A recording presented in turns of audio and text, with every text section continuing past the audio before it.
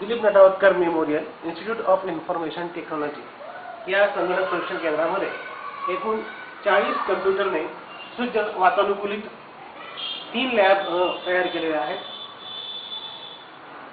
सन 2000 साली Dilip Natawatkar memorial institute of information technology या संगणक प्रशिक्षण केंद्राची स्थापना एकलव्य विद्यालयात करण्यात आली. सन 2003 मध्ये महाराष्ट्र ज्ञान मंडळ पुणे याची मान्यता घेऊन MSCIT हा कोर्स सुरू केला. आतापर्यंत संगणक प्रशिक्षण केंद्रामध्ये 9872 विद्यार्थ्यांनी MSCIT कोर्स पूर्ण केलेला आहे.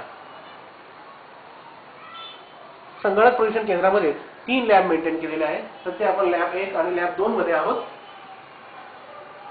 या दोन्ही लॅब मध्ये स्वतंत्र सर्व्हर कार्यान्वित करण्यात आलेला आहे.